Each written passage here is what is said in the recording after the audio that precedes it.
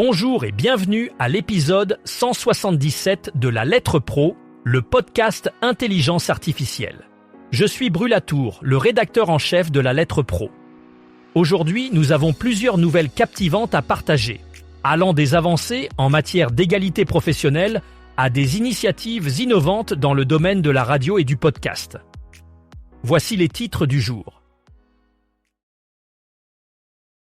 Radio France a atteint un score de 99 sur 100 à l'index de l'égalité professionnelle entre les femmes et les hommes en 2024.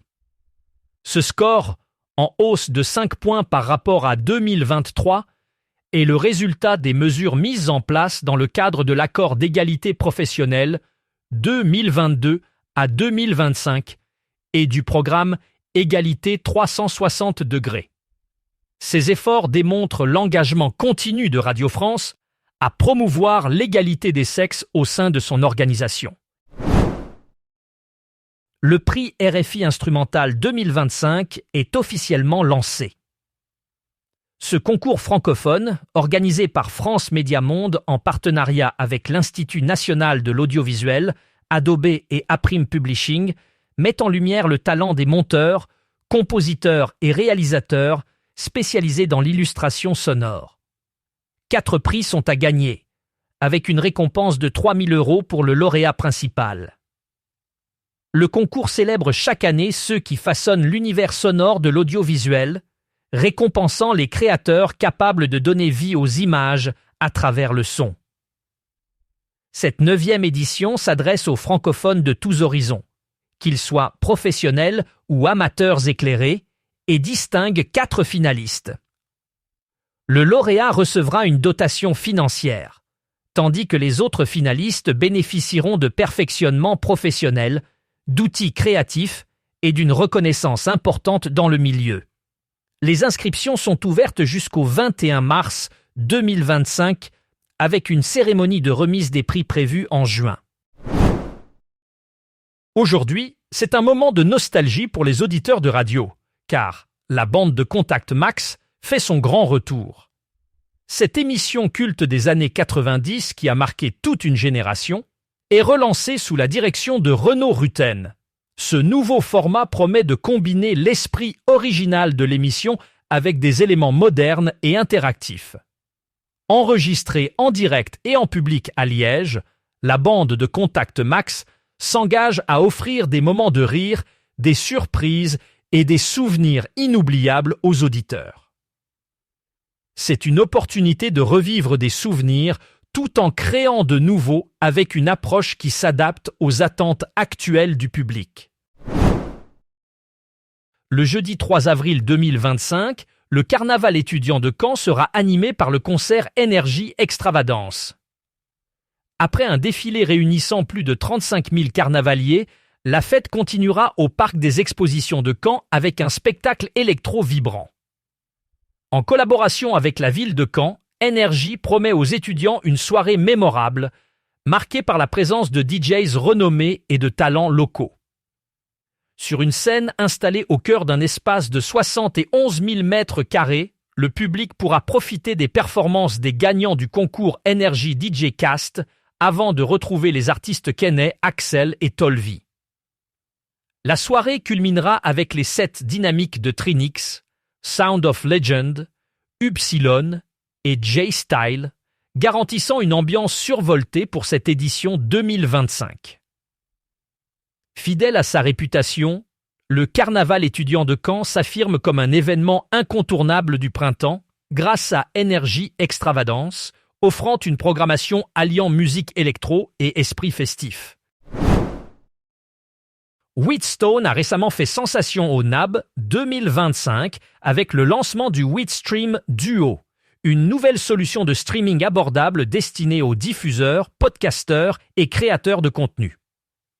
Cet appareil est conçu pour offrir la même fiabilité et qualité que les solutions haut de gamme de la marque, tout en étant accessible pour des applications sur 1 ou 2 canaux. Le Wheatstream Duo se positionne comme une option idéale pour les professionnels qui cherchent à optimiser leur diffusion sans compromettre la qualité sonore. En démocratisant l'accès à des outils de streaming professionnels, Wheatstone répond aux besoins croissants du marché en matière de solutions flexibles et économiques. La radio-télévision suisse, ou RTS, a vu son audience digitale croître de manière significative en 2024, avec une augmentation notable des écoutes de podcasts.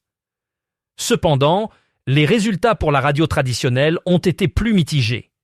Les plateformes sociales de la RTS ont maintenu une audience stable, avec en moyenne 1,7 million de vues quotidiennes.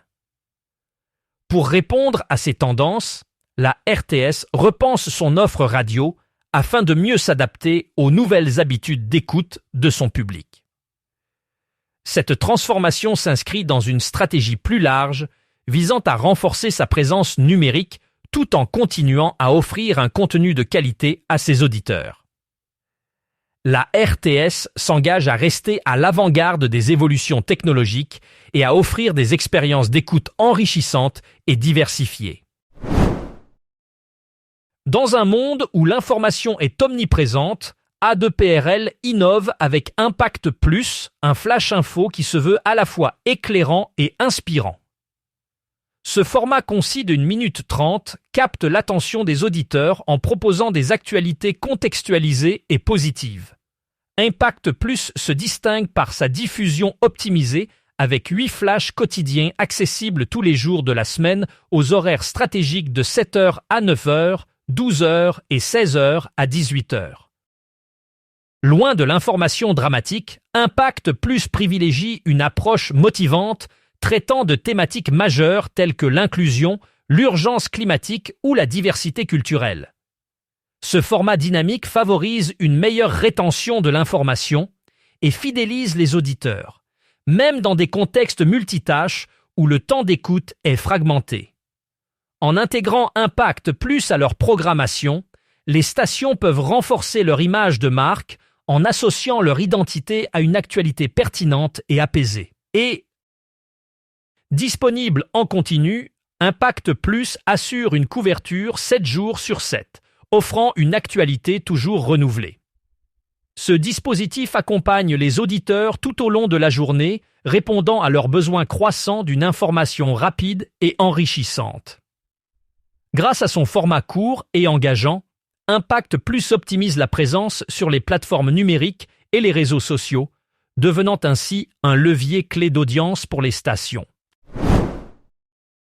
L'étude annuelle menée par Mentoring and Inspiring Women in Radio, rapportée par Radio Inc., met en lumière la place des femmes dans la radio américaine en 2024. Les résultats révèlent que seulement un poste de directeur général sur 5 est occupé par une femme. Bien que les femmes enregistrent une progression notable dans les rôles liés à la gestion des ventes, les postes de directeur de la programmation demeurent largement inaccessibles pour elles. Cette situation illustre les défis persistants en matière d'égalité des genres dans l'industrie radiophonique. Malgré les avancées dans certains domaines, le chemin vers une véritable parité reste semé d'embûches, notamment dans les postes de direction traditionnellement dominés par les hommes. Cette étude souligne l'importance de poursuivre les efforts pour encourager et soutenir l'accès des femmes à des postes de responsabilité dans le secteur de la radio. En ce 10 mars 2025, Romain Lalex a été nommé président du groupe Radios et Audio Numérique au sein de l'Autorité de régulation de la communication audiovisuelle et numérique, ou ARCOM. Sa nomination a été officialisée par décret le 31 janvier et le 19 février de cette année.